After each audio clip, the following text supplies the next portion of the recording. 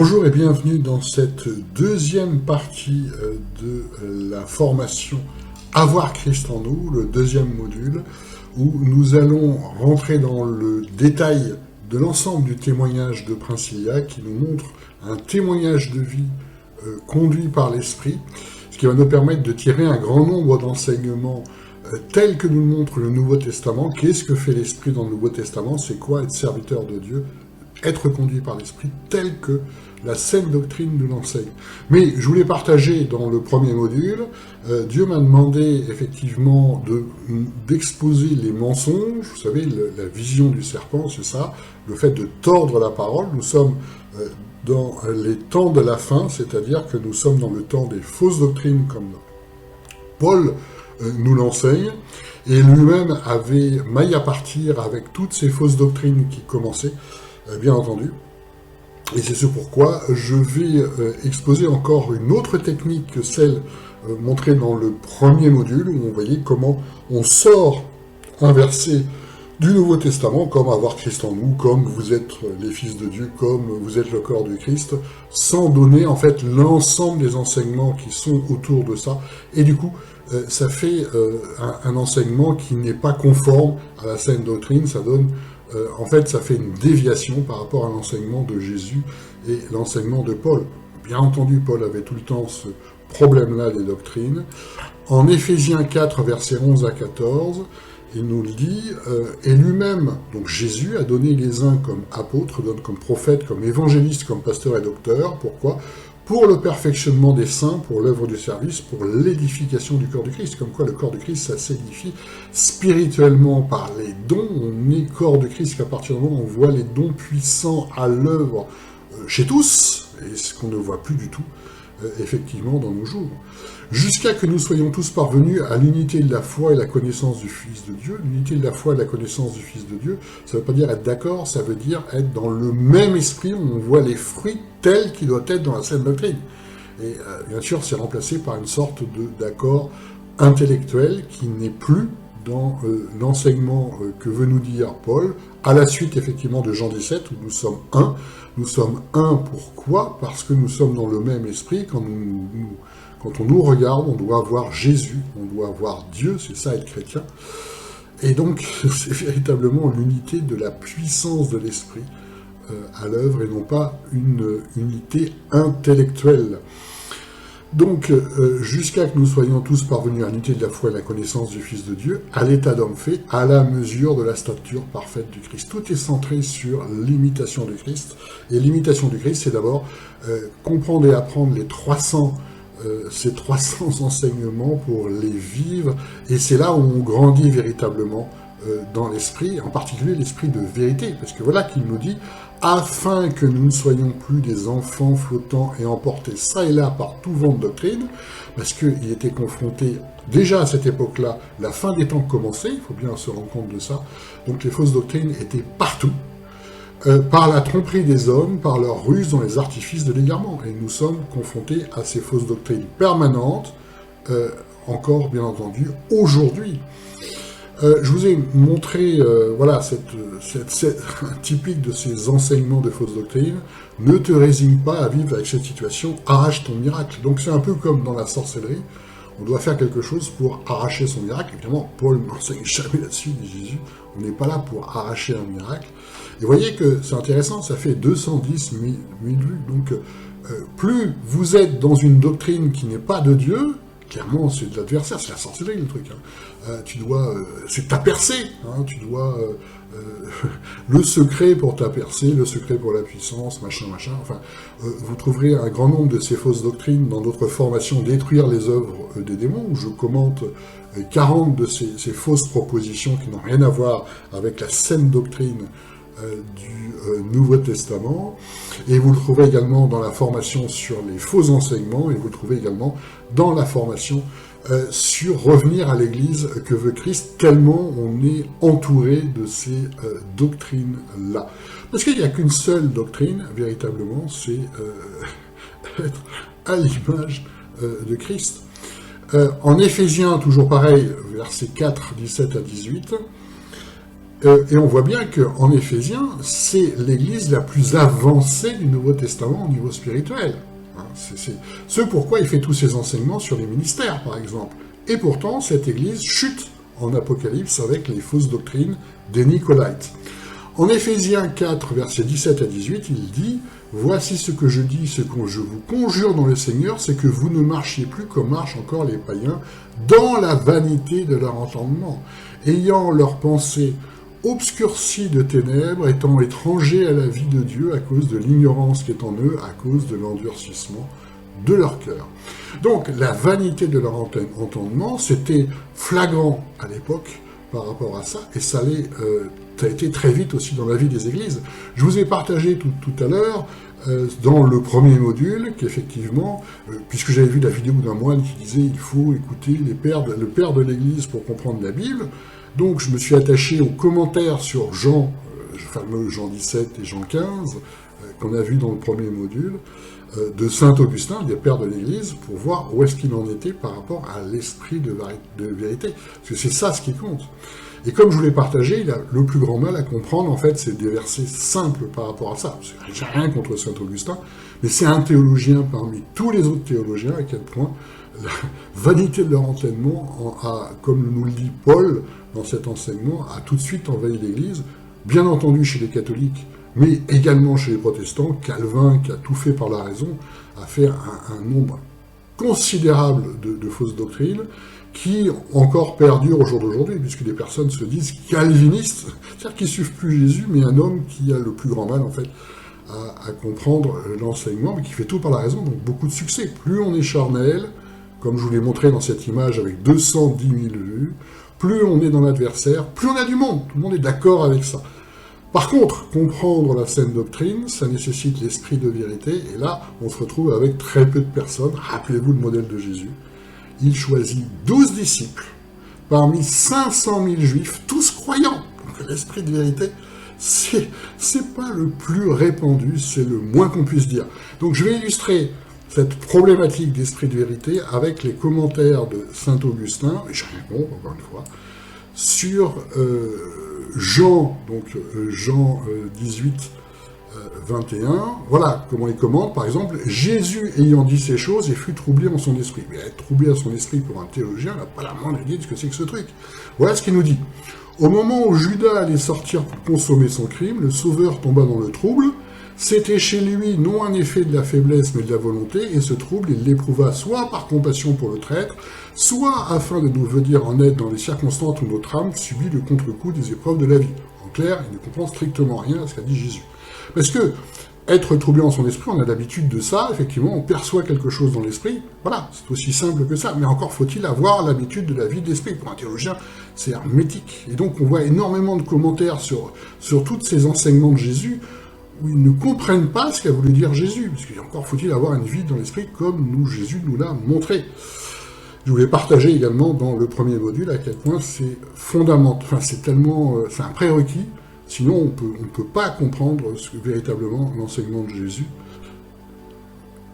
Il commente le chapitre 15, versets 26 à 27, quand sera venu le consolateur que je vous enverrai de la part du Père. Donc l'esprit de vérité, voilà, c'est le fondement de Jésus, d'abord l'esprit de vérité, sans ça on ne peut rien faire, comme avec ses 12 disciples, contre 500 000 juifs, tous croyants, auxquels il parle en parabole. Alors, voilà ce que nous dit saint Augustin, la façon dont il comprend le passage. Les Juifs ayant résisté au témoignage des miracles de Jésus-Christ, bon d'accord. Le Saint-Esprit devait à la Pentecôte venir à la rescousse, bon d'accord. Les apôtres eux-mêmes, Pierre en particulier, le futur pape pour les catholiques, se déclareraient publiquement pour lui et ouvriraient les yeux à beaucoup d'incrédules. Donc, Jésus nous dit, je vous enverrai l'Esprit de vérité. Saint Augustin dit, c'est Pierre qui l'a fait. Non, mais Pierre, c'est pas l'Esprit. Parce que le passage dont il parle en plus, c'est Pierre montre aux Juifs l'effet de l'Esprit sur une guérison miraculeuse. Je rappelle que c'est pas Pierre qui fait, mais c'est l'Esprit. Pierre déclenche, ça c'est vrai. Et il voit que, en fait, Jésus était bien le Messie, puisqu'on voit un miracle tel que seul Dieu pouvait le faire, avec cette guérison miraculeuse. Et c'était ça le discours de Pierre.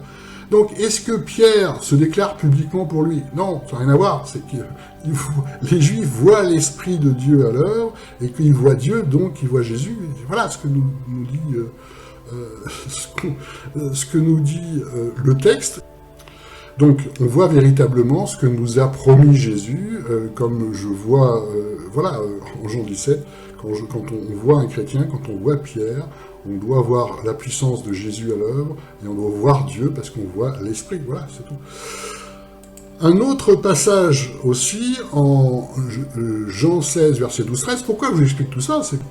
Moi, j'ai rien contre Saint-Augustin, c'est toujours pareil, le problème de l'esprit de vérité. Tout de suite, dans l'Église, conformément à l'enseignement de Paul, l'esprit de vérité a disparu par rapport à ça, et quand l'esprit de vérité disparaît, tout le reste disparaît. Et les gens ne comprennent plus. Ils sont dans la vanité de leur entendement, ce qui est la base de la théologie, un autre raisonnement. Donc, Jean 16, verset 12-13, j'ai encore beaucoup de choses à vous dire, mais quand vous ne pouvez les porter maintenant, mais quand cet esprit de vérité sera venu, il vous enseignera toute vérité. Voilà. Cette promesse est très simple à comprendre. Sauf que Saint Augustin a eu plus grand mal. Jésus avait des choses à dire à ses apôtres, mais il ne pouvait encore la porter. Oui, certes, les porter. Certes, mais enfin, c'est ce pourquoi, comme je vous les ai expliqués, Paul est intervenu, puisque dans l'Esprit, il nous a apporté tous les compléments, toutes ces choses que devait dire Jésus. Puis, ce fut Jacques, puis ce fut Pierre, puis en Apocalypse, Jean, etc. C'est pour ça qu'il y a le Nouveau Testament. C'est qu'il n'y a pas que Jésus. Jésus est initiateur, puis après, il y a une déclinaison par le même esprit dans tout le Nouveau Testament. C'est aussi simple que ça. Et voilà ce que nous dit saint Augustin. Et quelles étaient ces choses? Nous n'en savons rien. Ben si, c'est l'ensemble du Nouveau Testament. Ça n'a rien de compliqué. Et nous serait de notre part une impardonnable témérité de prétendre le deviner et le dire. Si, c'est l'ensemble du Nouveau Testament. C'est très simple. C'est pour ça qu'il n'y a pas que Jésus. Contentons-nous d'avoir en nous l'esprit de charité, rien à voir, donc, et qui nous disposera pour le jour de l'éternité à voir Dieu face à face dans le ciel et à contempler ce que nous ne pouvons pas porter maintenant. Hors sujet complet. Bon, il ne comprend pas. C'est aussi simple que ça. Vérité, voilà. Jean 16, verset 23-28, si je vous le dis, si vous demandez quelque chose au Père en mon nom, il vous le donnera. Voilà. Donc voilà ce que comprend saint Augustin. Pour obtenir du Père ce qu'on lui demande, il faut d'abord connaître Jésus-Christ tel qu'il est. Ça, d'accord. Et ne rien demander qui ne se rapporte au salut. Ça n'a rien à voir avec le texte. Parce que c'est vrai que les catholiques, puisque pour eux Jésus c'est un peu une divinité, c'est ça, ils demandent le salut à Jésus. Alors qu'on obtient le salut comment? En étant à l'imitation du Christ, en portant du fruit, en étant un disciple, etc., que selon l'enseignement. Mais eux, ils le demandent. Donne-moi le salut, c'était sympa. Pourquoi? Parce que tu es une divinité. Et une divinité, ça donne. Et ils continuent comme ça. Mais pour cela, il faut être spirituel, et c'est ce que le Sauveur promet à ses apôtres, de leur obtenir la part du Père. Le Père, voilà, Jésus donne des trucs spéciaux par rapport à ça, alors que, en fait, c'est l'image du Père, on doit simplement l'imiter pour être dans l'esprit selon la volonté de Dieu. Bon. Et il continue parce qu'il les aime. Donc là aussi, ça n'a à peu près aucun rapport avec la promesse de Jésus. Et comme je vous l'ai partagé tout à l'heure, le fameux Jean 17, afin que tout soit un, quand on voit effectivement ceux qui suivent ma parole, c'est-à-dire un chrétien, on doit me voir et on doit voir Dieu. Voilà, très simple. Parce qu'on est tous un, voilà, le même esprit.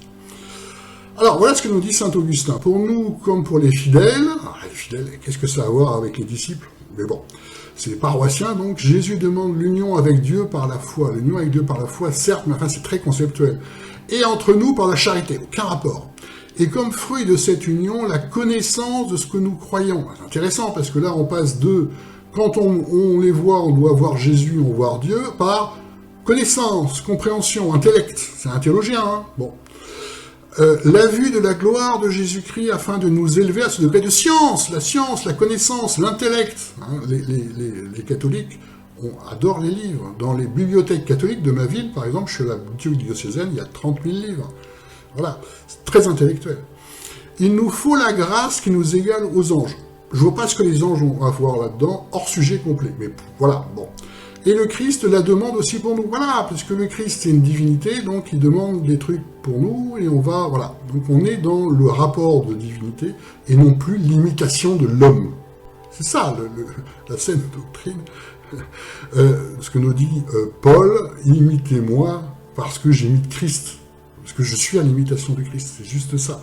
Si Jésus est une divinité, alors bien sûr il est une nature divine, mais si on part, et les catholiques sont très vite passés là-dessus, certains protestants le font également, si c'est une divinité, on lui demande des trucs et il nous donne parce que c'est une divinité, comme dans les temples grecs en fait.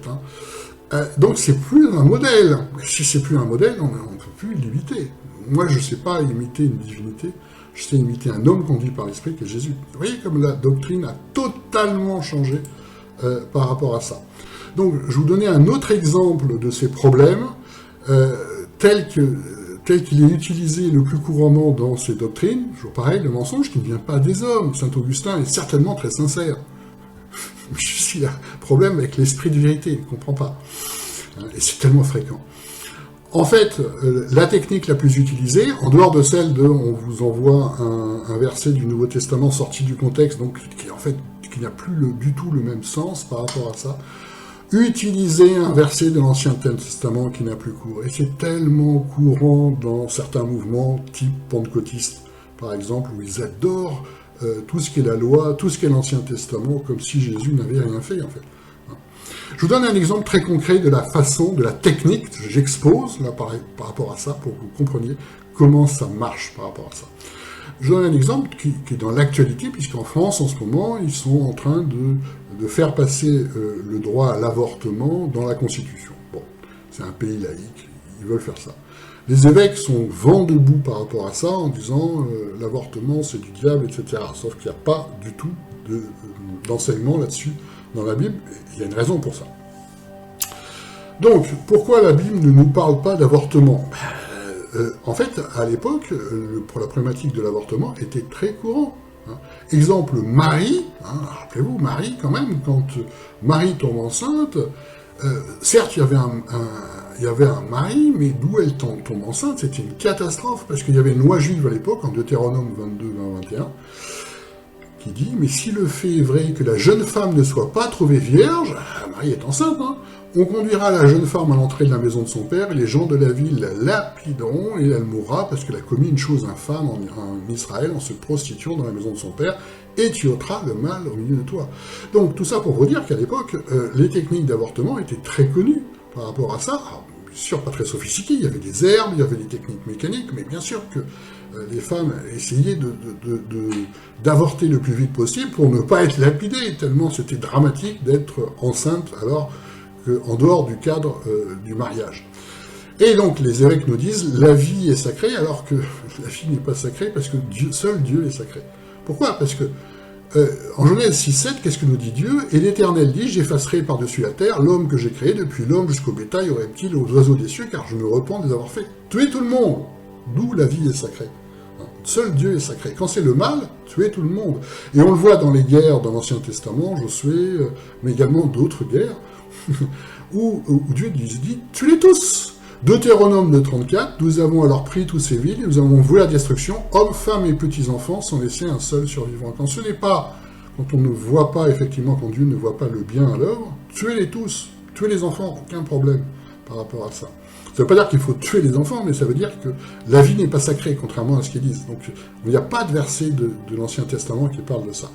Et en 1 Samuel 15.3, il est dit, tu feras mourir hommes et femmes, enfants et nourrissons, bien sûr. Bœuf et menu bétail, chameau et âne. Donc la Bible ne parle pas de l'avortement.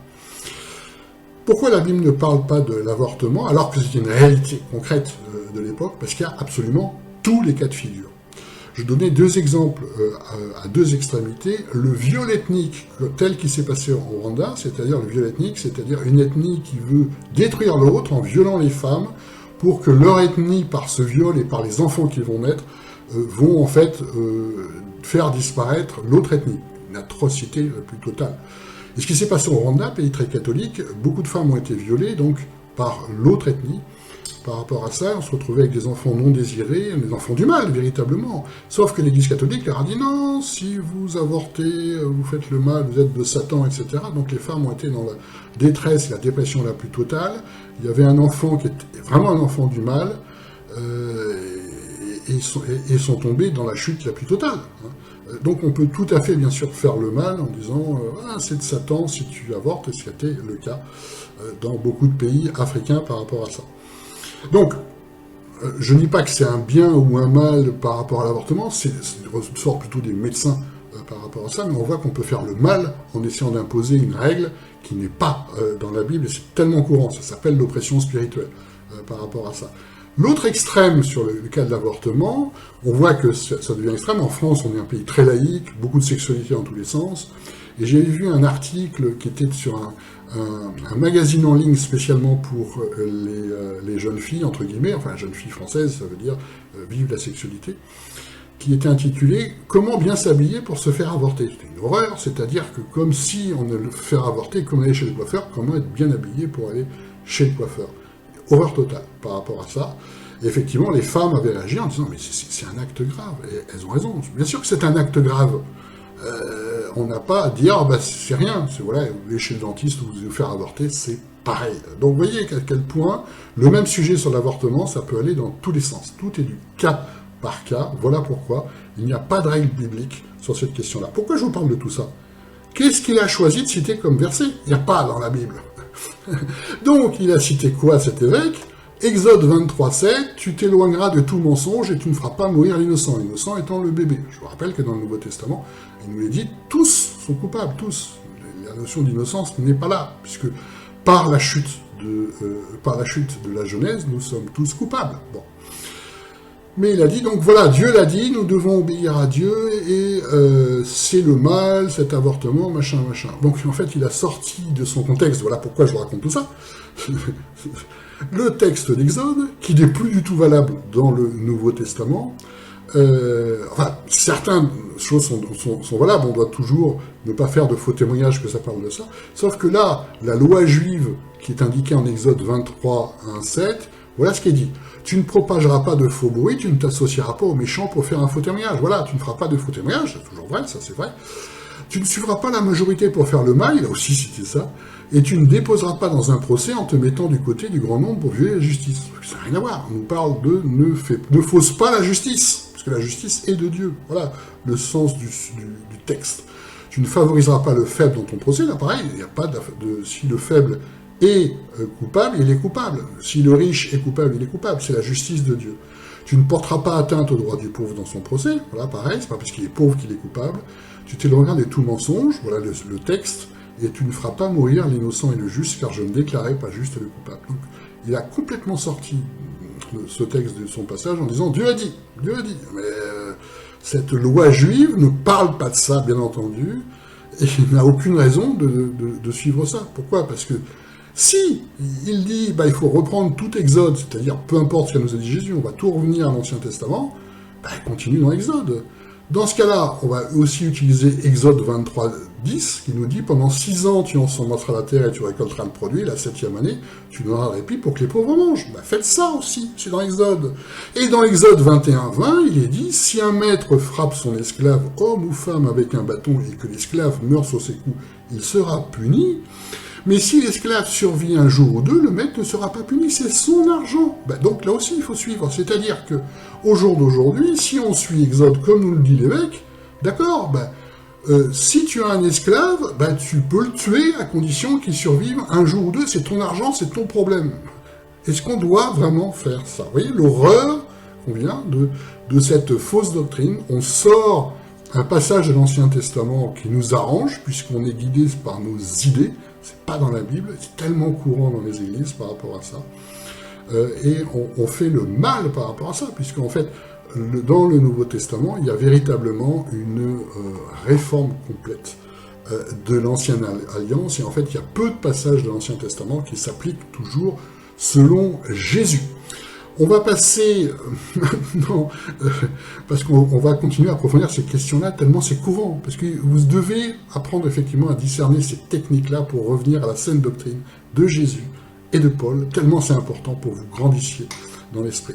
Et là, on va rentrer dans le vif du sujet avec un premier témoignage de Princilla, la louange spontanée. Après tout ce qu'elle a traversé, Princilla nous fait une louange spontanée, ce qui va nous permettre de l'écouter et de comprendre comment marche la louange spontanée du Nouveau Testament. Bonjour, je suis Princilia Pérez et j'ai vraiment résolu en mon cœur de faire des témoignages sur cette chaîne YouTube. J'ai vraiment à cœur de partager tout ce que l'Éternel fait pour moi. Je suis dans une période de ma vie, une période de transition qui est tellement difficile. Je voulais partager cette espèce de traversée de désert pour moi parce que véritablement c'en est une. Plus qu'une traversée de désert, c'est la traversée de la mer Rouge. Et je tiens à témoigner parce qu'il y a une puissance dans le témoignage, que la personne qui va écouter ces mots, qui va les entendre un jour, sache qu'il y a des gens qui ont vécu pareille situation et il n'y avait pas de secours qui ne venait ni à l'est ni à l'ouest, ni à l'Orient ni à l'Occident, mais c'est l'Éternel qui nous a sortis de ces véritables tempêtes.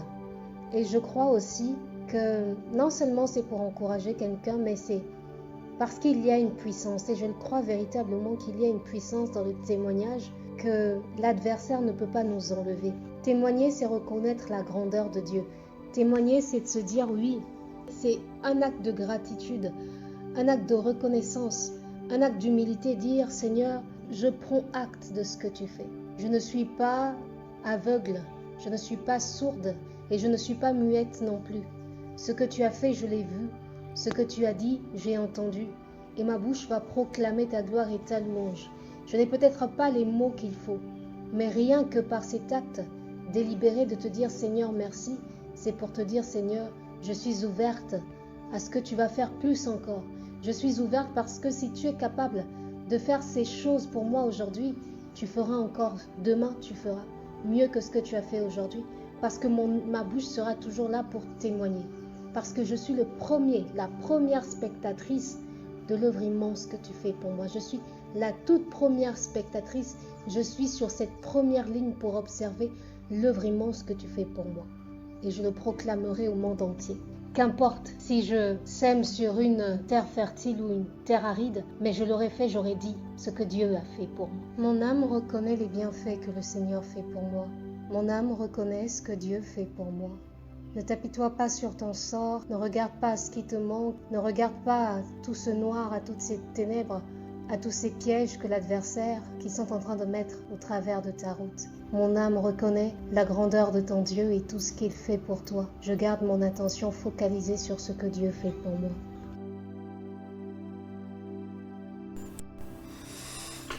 Comme vous voyez dans cet exemple, Princilia fait une louange spontanée telle qu'elle doit être faite dans le Nouveau Testament par l'Esprit parce qu'elle a vu l'amour de Dieu à l'œuvre et elle le glorifie.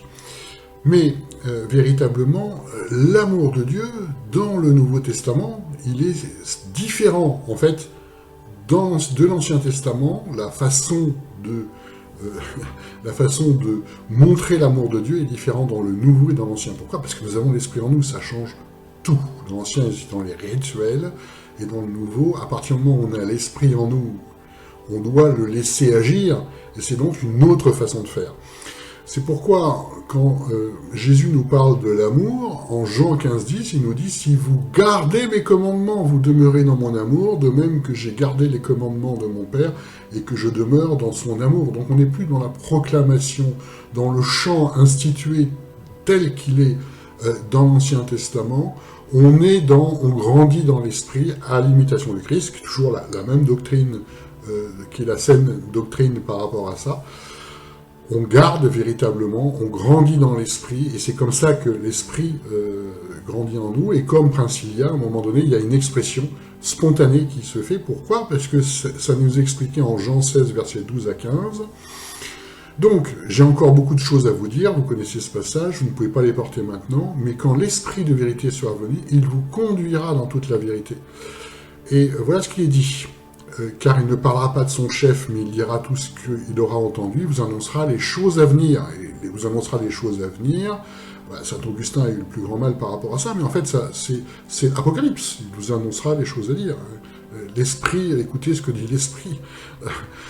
C'est lui qui me glorifiera. Voilà. La grosse différence, effectivement, dans le Nouveau Testament, c'est l'Esprit qui glorifie. Donc on est dans quelque chose de spontané par rapport à ça. D'accord ? Parce qu'il prendra ce qui est à moi, il vous l'annoncera tout ce que le Père est à moi. Donc c'est l'Esprit qui glorifie. Nous, on n'a pas à faire un chant institué. Comme les Juifs, en fait, pour glorifier Dieu, on a à laisser faire l'Esprit. Voilà tout le sens du Nouveau Testament. Bien sûr, il y a des exemples de louanges spontanées dans le Nouveau Testament. Par exemple, en 2 Corinthiens 9, versets 13 à 14, ils étaient tellement contents de la charité à l'œuvre, voilà ce que Paul dit. Par l'expérience de ce secours, ils glorifient Dieu, à cause de votre obéissance dans la profession de l'évangile de Christ et à cause de la simplicité de votre communication envers eux et envers tous. Et ils prient pour vous, vous aimant tendrement, à cause de l'excellence grâce de Dieu sur vous, grâce à Dieu pour son don ineffable. Voilà, une louange spontanée. Ils voient l'amour de Dieu à l'œuvre et ils rendent gloire à Dieu. Voilà, ils sentent la puissance de l'amour de Dieu à travers son action, à travers ce don de charité. Et effectivement, vous voyez, en permanence, on vous cite un passage qui compliqué, comme d'habitude, malheureusement, sorti complètement de son contexte, en Hébreux 13, versets 15 à 16, pour justifier les louanges. Par-lui donc offrons sans cesse à Dieu un sacrifice de louange, c'est-à-dire le fruit de lèvres qui confesse son nom. Voilà, on fait donc un sacrifice de louange parce qu'on chante des louanges. Et d'abord, le passage ne veut absolument pas dire ça. Pourquoi? Parce que d'abord, on est en hébreu, véritablement, et en hébreu, c'est quand vous cherchez le mot sacrifice dans le Nouveau Testament, puisque effectivement, le sacrifice parfait, c'est Jésus. On n'a plus véritablement à faire de sacrifice rituel, sauf deux. Le premier étant le sacrifice de notre vie, qui est tellement important, c'est ça le culte véritable. Et le deuxième, effectivement, la charité, qui est quelque part un sacrifice charnel, mais qui est avant tout l'œuvre de l'Esprit.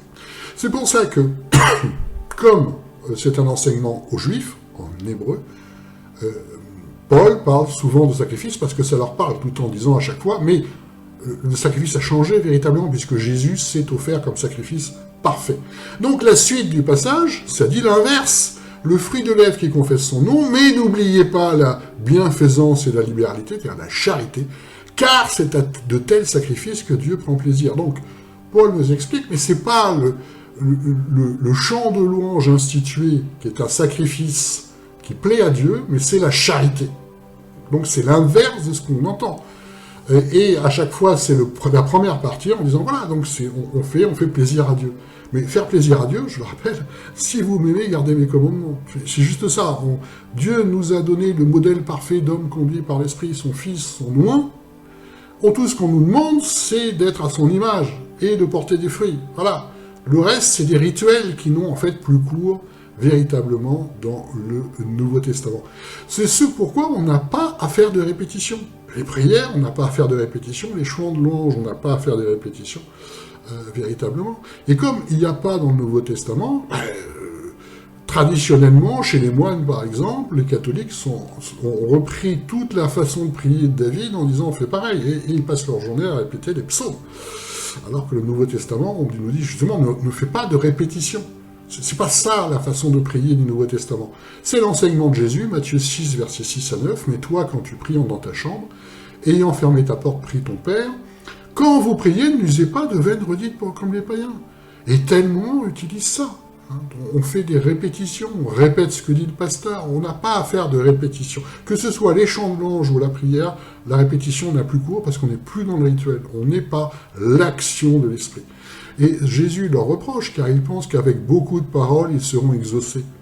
Ne leur ressemblez donc pas, car votre Père sait de quoi vous avez besoin avant que vous lui demandiez. Ça, c'est tellement important. Ça veut bien dire que dans la prière, on doit dire le minimum de choses. Pourquoi? Parce que Dieu le sait, ce dont on a besoin. D'accord? Et on n'est plus dans le système de rituel, véritablement, on est dans l'action de l'esprit. Moi, par exemple, pour faire les intercessions, je parle très très peu. Pourquoi? Parce que je demande à Dieu de me montrer dans la vision ce qui se passe pour la personne. Et quand je lui demande de me montrer dans la vision ce qu'est écouter Dieu, ce qui est prier sans cesse, écouter Dieu, c'est pas répéter des phrases, il sait très bien que j'intercède pour la personne, donc il me montre ce qui se passe, et là, mais dans une semaine, si vous voulez, je prononce très peu de phrases. Même dans les intercessions, je parle de moins en moins. Pourquoi? Parce que c'est ce que dit Jésus. Votre Père sait de quoi vous avez besoin, véritablement. On n'a pas à répéter sans arrêt. La prière telle que nous l'enseigne Paul, et on va on va revenir là-dessus, c'est véritablement l'écoute de Dieu, tel que Jésus nous montre. Il passe ses journées non pas à prier, il dit très peu de phrases en fait, mais il passe ses journées à faire la volonté de Dieu, écouter Dieu et faire sa volonté. Voilà, on écoute Dieu, on fait sa volonté. Voilà ce qui est prier sans cesse, c'est être dans l'esprit. Et on le voit qu'il ne prie qu'à certains moments, en fin de journée, mais l'essentiel de sa journée, il ne passe pas ses journées à prier, ou plus exactement, dans le sens du Nouveau Testament, prier dans le sens d'écouter Dieu et faire sa volonté. C'est pour ça que Paul dit prier sans cesse. On n'entend pas tellement de faire des prières par des intercessions, parce qu'il écoute Dieu. C'est ça ce qu'il nous dit, véritablement. C'est pourquoi, dans le fameux prier sans cesse, on va revenir dessus, il y a le ne négligez pas les prophéties, n'éteignez pas l'esprit, examinez toutes choses. Donc on écoute. Tout ça, c'est de l'écoute, véritablement. Moins vous passez de temps dans la répétition, plus vous pouvez écouter Dieu. Et récemment, j'avais dans un accompagnement, la personne dit « j'arrive plus à écouter Dieu ». Je dis « qu'est-ce que tu fais dans la journée ?» Il parlait. « Merci Dieu pour ça, merci Dieu, merci Dieu, merci Dieu ». Je dis « bon, enlève 90% de ce que tu dis, remplace-les par l'écoute de Dieu et ça va marcher. » Dieu sait ce dont on a besoin, véritablement. Et même la prière que nous apprend Jésus, c'est juste quelques phrases. Écoutez Dieu. Écoutez Dieu. Donc, tout est basé sur, effectivement, ce qu'on reçoit de l'Esprit par Dieu, à l'imitation du Christ, comme Jésus qui suit l'Esprit en permanence. Ce que fait Paul, 1 Corinthiens 2,4, « Et ma parole et ma prédication n'ont pas constitué dans des discours persuasifs de la sagesse. » Je vous ai partagé dans le premier module à quel point la prédication est un discours persuasif de sagesse, dans une démonstration d'esprit et de puissance. Donc, vous voyez, on arrive à combiner les deux pour construire une fausse doctrine, comme en hébreu par exemple. On détourne un verset du Nouveau Testament qu'on a vu dans le premier module, on le combine à des versets de l'Ancien Testament qui ne sont plus utilisés dans la Nouvelle Alliance. Et là, vous pouvez faire dire ce que vous voulez à la Bible en rajoutant à chaque fois, c'est Dieu qui l'a dit. On va approfondir pour voir comment c'est construit, parce que j'avais entendu ce genre d'enseignement en disant, voilà, des chants de louange, c'est biblique, Dieu l'a dit, ok, montre-nous ça. Alors, Exode, voilà ce qu'il est dit, car les chevaux de Pharaon avec ses chars et ceux qui les montaient étaient entrés dans la mer, et l'Éternel avait ramené sur eux les eaux de la mer, et les fils d'Israël avaient traversé la mer à sec. Souvenez-vous de ce passage. Et Marie la prophétesse, prit en main le tambourin, et toutes les femmes s'avancèrent à la suite avec des tambourins, et Marie répondait aux fils d'Israël, chantez à l'Éternel, car il a été souverainement grand.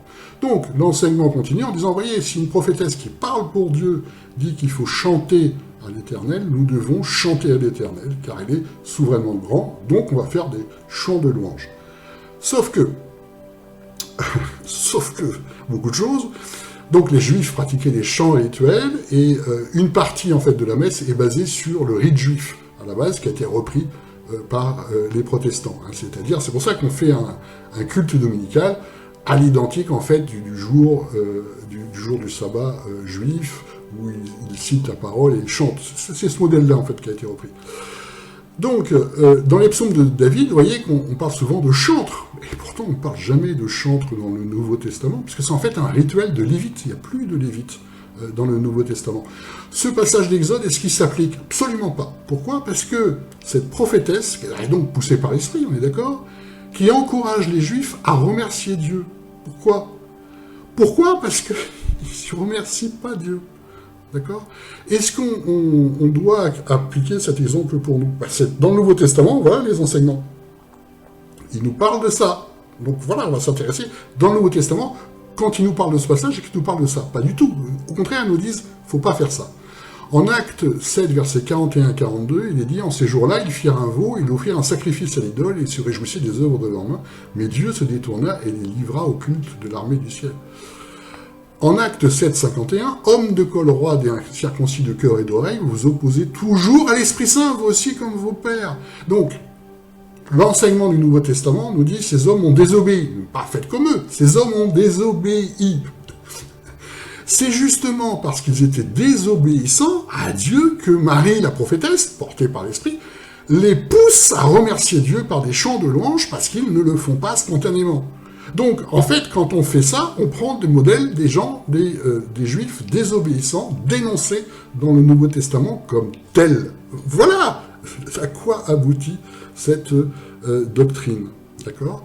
Le modèle du Nouveau Testament n'a plus rien à voir. Jésus est venu car les Juifs ont désobéi à Dieu, je vous le rappelle. Donc, on ne va pas reprendre des rites juifs, bon sang. Parce que les rites juifs, ça aboutit à l'enseignement de pharisiens que Jésus dénonce. En Hébreux 10,16, il est bien indiqué « Voici l'alliance que je ferai avec eux dans ces jours-là. Je mettrai mes lois dans leur cœur et je leur écrirai dans leur entendement. » Ça change tout.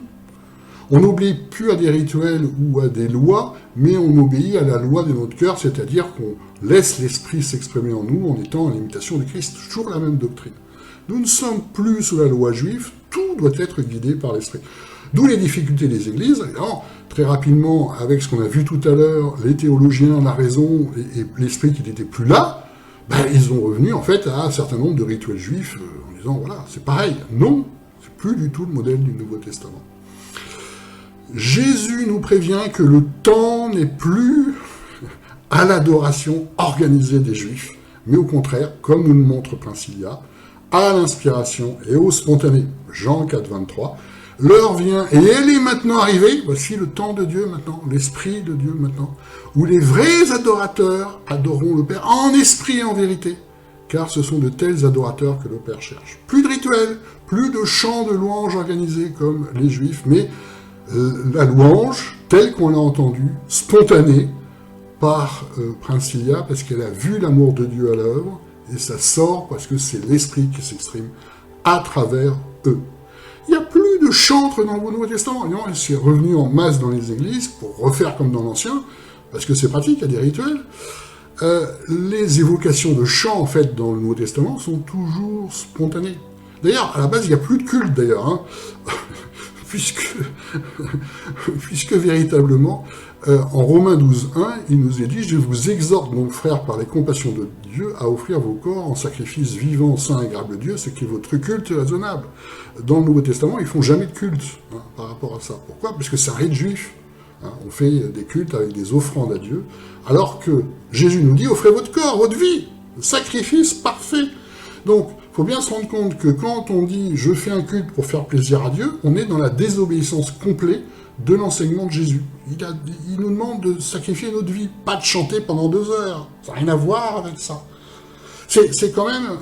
voilà, c'est très simple quand on approfondit le Nouveau Testament, et vous voyez à quel point c'est tellement différent de ce que vous voyez au quotidien. Quand... effectivement, Paul parle du chant, c'est en fait une façon d'enseigner, de passer des messages inspirés. On va le voir juste après avec Princilia qui fait ça. Colossiens 3,16, que la parole de Christ habite abondamment parmi vous. Vous voyez, parole de Christ. Il n'est pas là pour nous apprendre la Bible. Donc, que la parole de Christ habite abondamment parmi vous. Que la parole de Christ, c'est la parole faite chair. Il n'apprend pas la Bible, en toute sagesse, vous instruisant et vous avertissant les uns les autres par des psaumes, des hymnes, des cantiques spirituels. Psaumes, hymnes, cantiques spirituels, chantant dans vos cœurs à Dieu par la grâce. C'est spontané, c'est dans l'esprit, c'est pas un rituel, par rapport, exactement comme ce que nous montre Princilia. Jésus est le premier à dénoncer ce que dit la bouche, les louanges artificielles. Matthieu 7, 21, ce n'est pas quiconque me dit « Seigneur, Seigneur » qui entrera dans le royaume des cieux, mais celui qui fait la volonté de mon Père qui est dans les cieux. Et on entend le dimanche matin « Seigneur, Seigneur, oh Jésus, je t'aime, Jésus, je donne ma vie, machin, machin ». Mais quand est-ce que vous commencez à suivre l'exemple de Jésus ?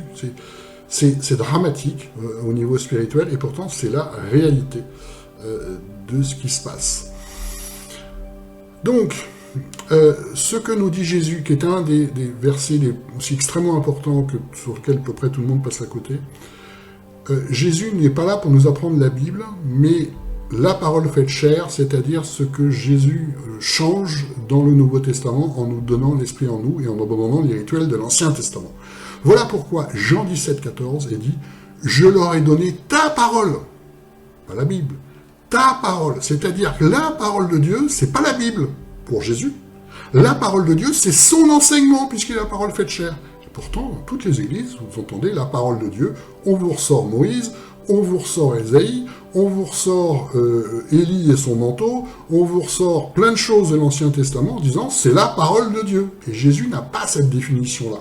Pour Jésus, la parole de Dieu, c'est ce qu'il dit.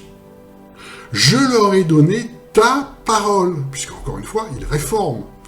Et le monde les a pris en haine parce qu'ils ne sont pas du monde comme moi, je ne suis pas du monde. Donc retenez ça, c'est pas la même définition. On n'est pas là pour apprendre la parole de Dieu, la Bible, on est là pour apprenez-leur à garder mes commandements, parce que Jésus, la parole faite chair. Vous voyez cet écart énorme entre la théologie et l'enseignement de Jésus.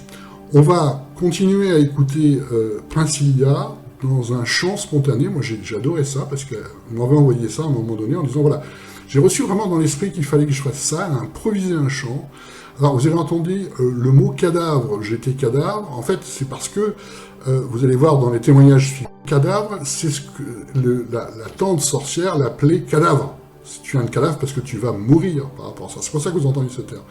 Mais voilà véritablement ce qu'est un chant spontané dans l'esprit, et c'est beau. Et c'est ce que dont nous parle le Nouveau Testament. Je vous dis. Je chanterai ton amour infini, je redirai ta grâce véritable. Le Seigneur, ton amour est insondable, je suis le fruit de ta grâce. Je chanterai ton amour infini, je redirai oui ta grâce. Celle crue qui portait le nom de cadavre fait monter sa voix vers toi. Il y a des gens qui ne tomberont pas, qu'importe ce qui se trame dans le noir. Il y a des âmes qui ne tomberont pas, parce qu'elles t'appartiennent au roi. Nous ne sommes pas venus pour être comme eux. Nous ne sommes pas venus chercher ce qu'ils cherchent. Nous ne sommes pas venus avec leur code à eux. Nous dépendons entièrement de toi. Mais quelle chance, quel pronostic vital avais-je pour me présenter à toi? Avais-je pour faire monter ma voix devant ton trône infini? Ce ne sont pas les cadavres qui te chantent, ce ne sont pas les cadavres qui te rendent gloire, ce ne sont pas les cadavres qui te louent, qui t'adorent, qui témoignent de ton amour infini. Oh Dieu, tu es mon véritable, tu es mon véritable, tu es mon véritable. Je veux redire ton amour et ta grâce. Qu'importe ce qu'ils font, qu'importe ce qu'ils disent, qu'importe ce qu'ils font, qu'importe les humiliations, il y a un Dieu qui est véritable. Il y a un Dieu qui est véritable. Il y a un Dieu qui est véritable. Il s'appelle mon Dieu, mon roi.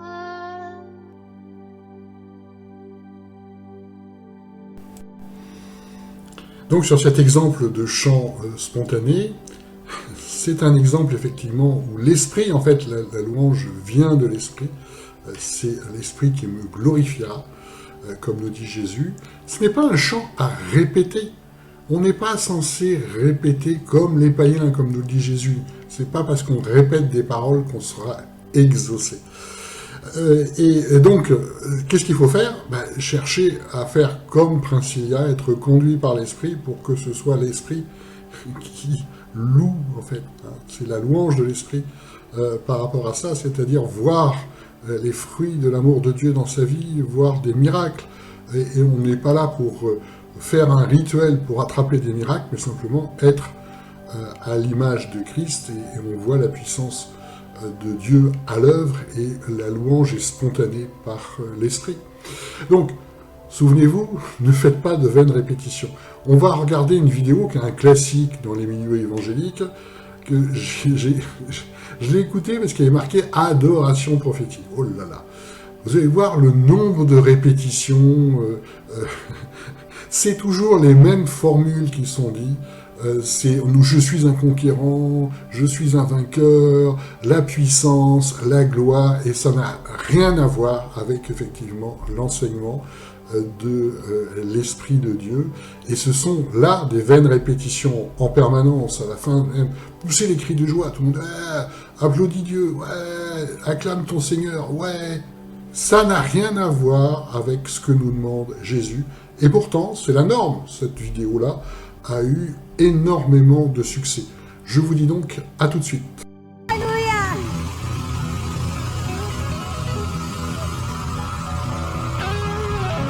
Bonsoir à tous. Alléluia.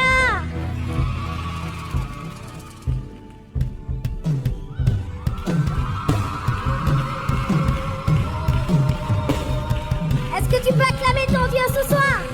Comment?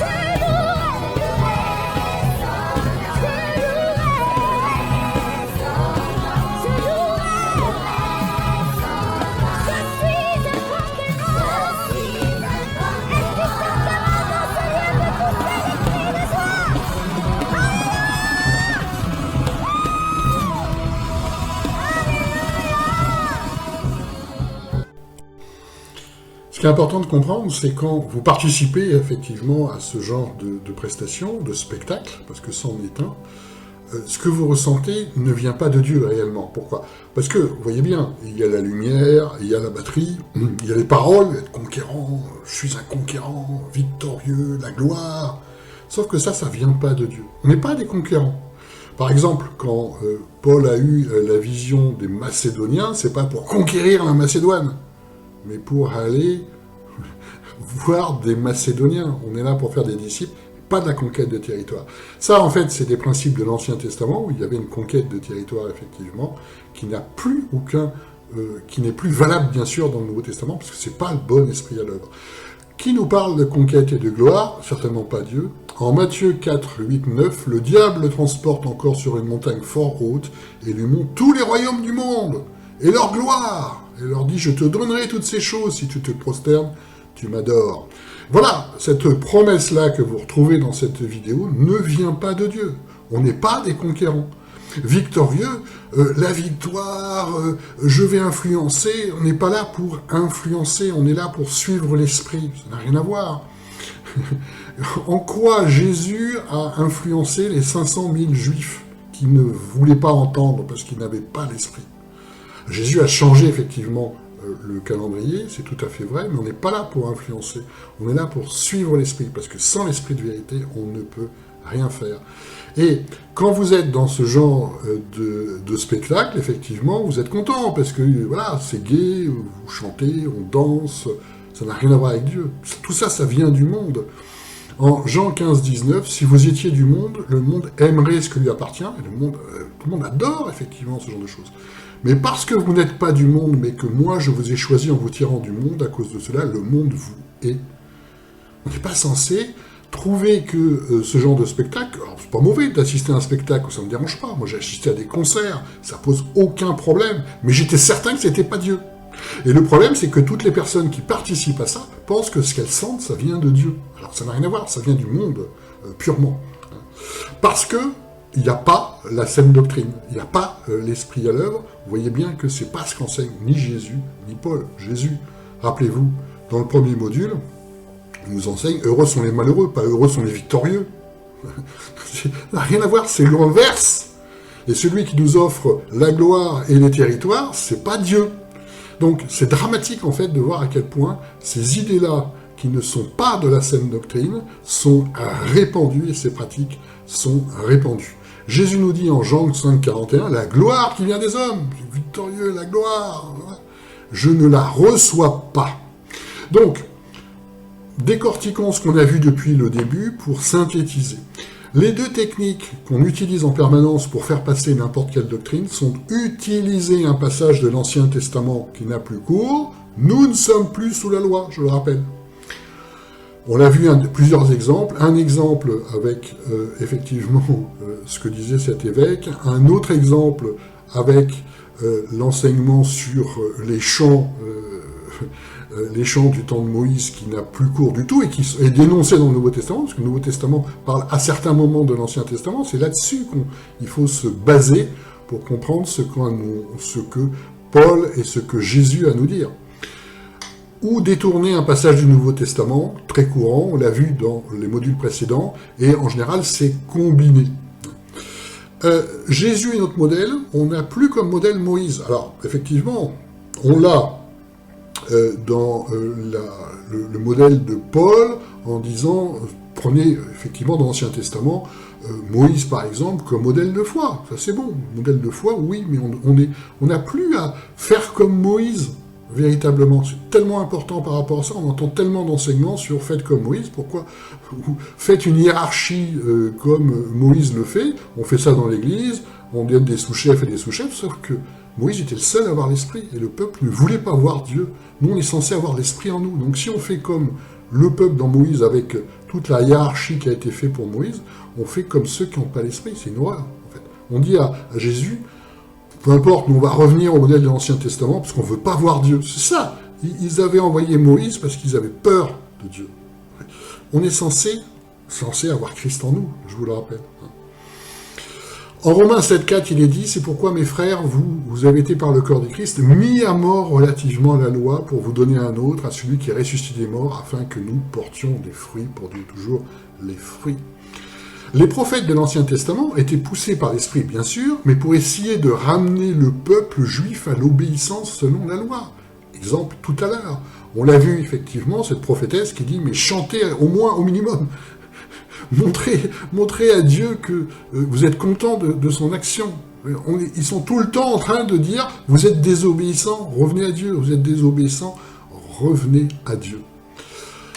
Au jour d'aujourd'hui, c'est quoi le modèle ? C'est plus les prophètes de l'Ancien Testament, puisque on n'est plus dans le système des Juifs, avec effectivement la conquête de territoire et toutes ces questions-là. En Apocalypse 19:10, il nous est dit le témoignage de Jésus est l'esprit de la prophétie, c'est-à-dire que Jésus est le prophète des prophètes. Quand on parle de prophétie, on doit toujours trouver Jésus. Toujours. Et les faux prophètes, on voit tout le temps des prophètes de l'Ancien Testament. Élie, le manteau d'Élie, la puissance, le feu, toutes ces questions-là qui n'ont plus cours dans véritablement le Nouveau Testament par rapport à ça.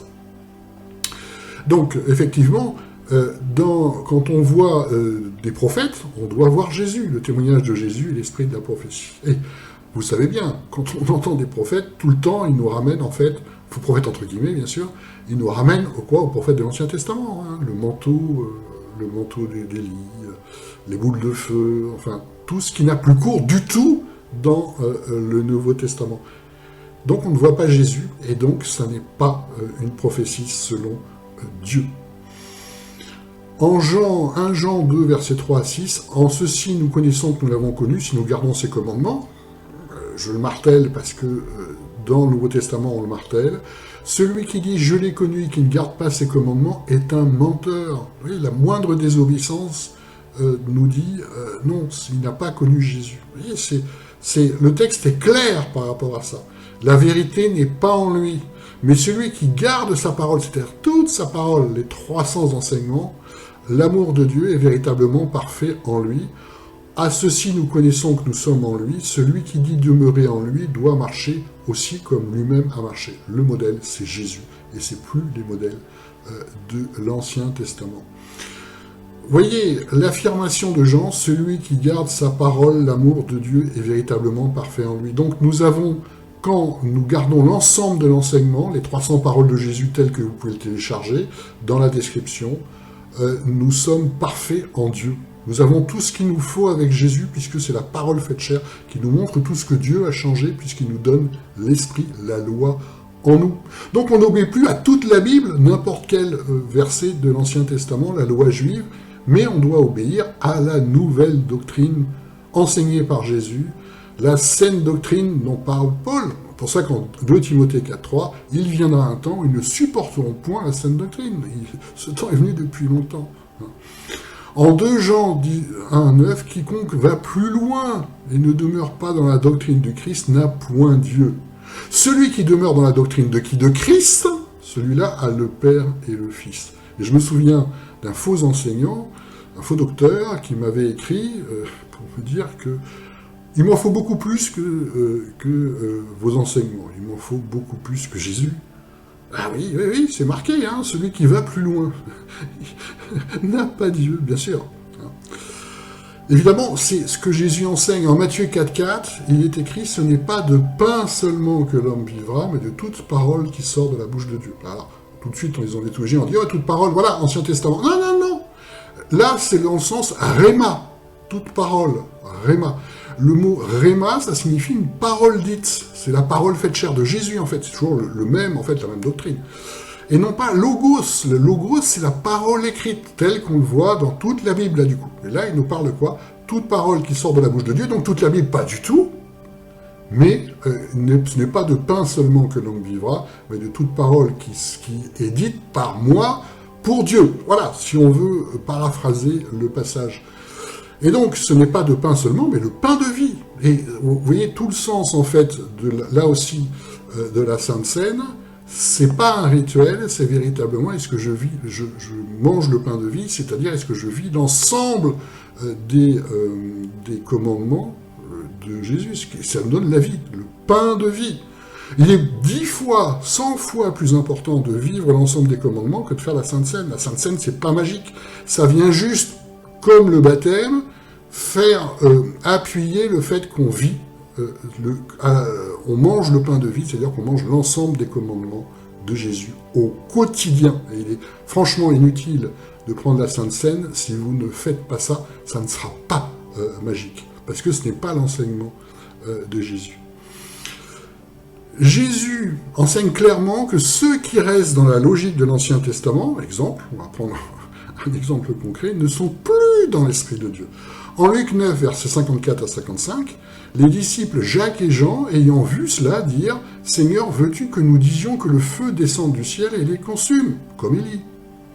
Ils se sont dit « Voilà, on va faire comme Élie, on va dire « Cram, voilà, je fais descendre le feu du ciel. » Lui, se tournant, les réprimanda, dit « Vous ne savez pas de quel esprit vous êtes animés. » C'est plus du tout le même fonctionnement. Et si vous faites ça, ça n'est pas le bon esprit. On voit tellement dans les vidéos ceux qui appellent le feu, c'est-à-dire qu'ils ne sont plus dans le bon esprit. En fait, Jésus nous montre l'exemple de l'enseignement selon le bon esprit. Les temps ont changé. Il évoque clairement un principe de l'Ancien Testament, essentiellement pour le préciser ou le modifier. En termes de volume, c'est-à-dire qu'il évoque un principe de l'Ancien Testament dans 20% de ses enseignements. C'est-à-dire que 80% de ses enseignements sont nouveaux. Ça se mesure, ça. 80% de ses enseignements sont nouveaux. Et la saine doctrine est celle que veut Dieu pour nous. Exemple concret. En Matthieu 5, 43 et 44, vous avez entendu qu'il a été dit, tu aimeras ton prochain et tu haïras ton ennemi. Il cite l'Ancien Testament. Mais moi je vous dis, et il le change, aimez vos ennemis et priez pour ceux qui vous persécutent. Est-ce qu'on a ça dans l'Église, ce fameux 80-20? Pas du tout. En général, dans les églises, on retrouve un 50-50 entre l'Ancien et le Nouveau Testament. Ce n'est pas selon l'esprit de vérité. Ce n'est pas la saine doctrine. Dans cette chaîne, vous allez trouver une proportion encore plus importante, puisqu'on doit justement dénoncer et montrer effectivement ce qu'est la saine doctrine, où vous allez avoir beaucoup plus de 90% de citations du Nouveau Testament. Mais 50-50, ça veut dire que ce n'est pas l'esprit à l'œuvre. En Jean 16, versets 12 à 14, je l'ai cité tout à l'heure, j'ai encore beaucoup de choses à vous dire, vous ne pouvez pas les porter maintenant, mais quand celui-là sera venu, l'esprit de vérité, tout est centré sur l'esprit de vérité, véritablement. Quand il n'y a pas l'esprit de vérité, quand vous avez ce 50-50, c'est fini, il n'y aura aucun don, aucun fruit, c'est pas le bon esprit, c'est pas la saine doctrine. Il vous conduira dans toute la vérité. Donc, si vous n'êtes pas conduit dans toute la vérité, c'est qu'il n'y a pas l'esprit de vérité à la base, comme on a vu dans tous ces exemples. Car il ne parlera pas de son chef, mais il dira tout ce qu'il a entendu, et vous annonceront les choses à venir. C'est lui qui me glorifiera. D'où la louange spontanée. Donc Paul, les Épîtres et Apocalypse, c'est tout ce qu'il faut comprendre par rapport à l'esprit, tout le Nouveau Testament en complément de ce que nous dit Jésus. Je vous le rappelle, la vision que j'ai eue sur ces 4 éléments tellement importants, donc ce que Dieu voulait que je dise dans cette formation, c'est-à-dire en premier le serpent qui est le mensonge, le serpent qui étouffe, comme en Genèse, en deuxième la ruse qui est le renard, ça a l'air spirituel, comme je vous ai partagé tout à l'heure sur les chants de louange, on va faire comme dans Exode, la prophétesse, sauf que c'est rusé, mais c'est faux, ce n'est pas l'esprit de vérité. Et la destruction, puisque au fur et à mesure, en fait, vous n'allez plus grandir dans l'esprit et vous risquez la destruction par les forces mauvaises, puisque vous n'êtes plus à l'image de Christ si vous n'êtes plus dans sa doctrine. Et au final, l'arrivée de l'Antéchrist, un jour, qui est représenté par ce dragon. Donc, je vais vous donner encore 3 techniques qui permettent de faussement enseigner sur la base de l'Ancien Testament. On entend la phrase « Dieu est le même hier, aujourd'hui et demain, donc l'Ancien Testament reste valable ». On entend ça dans les églises. Dieu, oui, ok, mais sauf que le problème, c'est que les Juifs de l'Ancien Testament n'ont pas reçu l'esprit de vérité par Jésus, donc la foi est différente, et le passage dans lequel il tire, en fait, dit autre chose que ce qu'ils disent. C'est tiré, en fait, de Hébreux 13, 8, 9, « Jésus-Christ est le même hier, aujourd'hui et pour l'éternité ». Donc, vous voyez, c'est tout à fait autre chose. Et donc, il dit, ne vous laissez pas entraîner par des doctrines diverses et étrangères. Doctrine de Jésus, la saine doctrine. Vous voyez à quel point c'est tordu. On entend donc aussi dire, la Bible, c'est la parole de Dieu. Donc les principes de l'Ancien Testament sont aussi la parole de Dieu, parce que Dieu n'est pas menteur. Ça c'est faux, dans le sens que ce n'est pas le sens du verset d'origine, comme d'habitude. On modifie un verset pour lui faire dire ce qu'on veut. 2 Timothée 3,16, toute écriture est inspirée de Dieu et utile pour enseigner, pour convaincre, pour corriger, pour instruire dans la justice. Est-ce que ça veut dire que l'Ancien Testament est toujours valable? Pas du tout. Parce que Jésus et Paul utilisent bien toute écriture, l'Ancien Testament, pour enseigner, pour convaincre, pour corriger, pour instruire dans la justice. Donc, qu'est-ce qu'on doit retenir de l'Ancien Testament? Essentiellement, comme en Hébreux 11, Paul nous dit la foi de Moïse, on le retient. La foi de David, on le retient, la foi de David. Mais on ne prie pas comme David, puisque David prie comme les Juifs, par exemple. Donc, regardez Hébreux 11, tout ce que, dans le Nouveau Testament, Paul nous dit, ce qu'il faut retenir de la foi de l'Ancien Testament. Et toute écriture est inspirée de Dieu, ce que fait Jésus, Matthieu 5, versets 27 à 28, « Vous avez entendu qu'il a été dit, tu ne commettras pas d'adultère, mais moi je vous dis que quiconque regarde une femme pour la convoiter a déjà commis cet adultère avec elle dans son cœur. » Donc toute écriture utile est pour enseigner, convaincre, corriger, instruire dans la justice, ce que fait Jésus. En Hébreux 11, 24 à 26, que je vous ai dit, par la foi, Moïse, devenu grand, refusa d'être appelé fils et fille de Pharaon, choisissant plutôt d'être maltraité avec le peuple de Dieu que d'avoir une jouissance passagère due au péché, estimant l'opprobre du Christ comme une richesse plus grande que les trésors de Jésus, car il avait les regards arrêtés sur la rémunération. Voilà un bon exemple de foi, mais on n'est pas comme Moïse, véritablement. Et je vous donnais un exemple tout à l'heure, très concret de ça. Encore une fois, Jésus nous dit en Jean 17, 14, « Je leur ai donné ta parole ». Donc, Jésus, c'est toute la parole qui est valable pour notre temps. Voilà, tellement c'est important. Donc, la parole de Dieu, c'est son enseignement, car il est la parole faite chair, et ça n'est plus ce qu'on entend. La parole de Dieu est redevenue la Bible, l'Ancien Testament. C'est très avantageux, l'Ancien Testament. Vous pouvez faire revenir les prêtres, les pharisiens, les lévites, les dîmes, tout ça est très avantageux, effectivement, mais ça n'est pas le bon esprit à l'œuvre. Donc, quand on dit « Dieu l'a dit », rien n'est plus dangereux que cette phrase « Dieu l'a dit », comme on l'a vu sur un grand nombre d'exemples. Un des 4e principes, on nous dit « Jésus n'est pas venu abolir la loi », donc il faut toujours s'y référer. Si Jésus n'est pas venu abolir la loi, c'est pas ce que dit le passage. En Matthieu 5, 17, on nous dit « Ne pensez pas que je suis venu abolir », alors abolir dans le sens « kataluo », en grec, la loi ou les prophètes, je ne suis pas venu abolir, mais accomplir. Qu'est-ce que ça veut dire? Le problème, c'est que c'est mal traduit, parce que là, pareil, les théologiens n'ont pas compris. Ils ont dit quand même, il faut revenir à l'Ancien Testament. Je caricature, mais c'est pas loin de ça. Le mot grec, en fait, kataluo, là, dans le Nouveau Testament, il ne veut pas dire abolir, il veut dire démolir. Ah ben là, on le comprend mieux. C'est-à-dire, Jésus nous dit en Matthieu 6, 61, en utilisant la vraie traduction, du coup, je peux détruire, kataluo, même mot, le temple de Dieu et le rebâtir en 3 jours. Parce que Jésus n'a pas annulé le temple de Dieu, d'accord? Mais il en a construit un autre, le corps qui reçoit l'esprit. Voilà le sens exact. Il ne s'agit pas d'annuler, il s'agit de transformer. En 1 Corinthiens 6, 19, il nous l'a dit, ne savez-vous pas que votre corps est le temple du Saint-Esprit?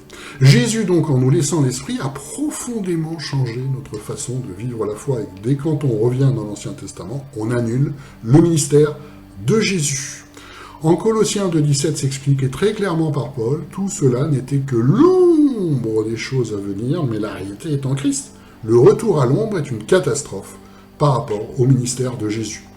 Donc, je vous ai préparé un livre PDF de 80 pages qui s'appelle « Répondre aux fausses doctrines par la Bible ». Alors, il est gratuit, bien sûr, en téléchargement. Et en fait, il recense une 40aine de fausses doctrines des plus courantes en Église et la façon dont la Bible nous enseigne selon la saine doctrine par rapport à ça.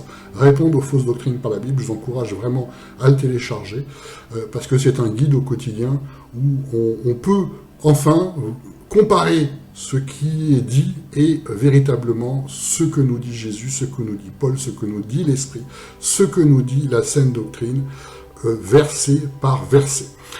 Voilà, ce deuxième module est maintenant terminé. À partir du troisième module, du module prochain, on va détailler de plus en plus tous les témoignages de Princilia, mais vous avez vu qu'à partir simplement de quelques témoignages, on a pu tellement approfondir des sujets fondamentaux pour votre vie de foi, pour revenir à Jésus, pour revenir à la sainte doctrine, pour grandir dans l'esprit. Donc, dans le troisième module suivant et les modules qui vont suivre après, on va de plus en plus approfondir tout le témoignage de Princilia. Je vous dis à bientôt.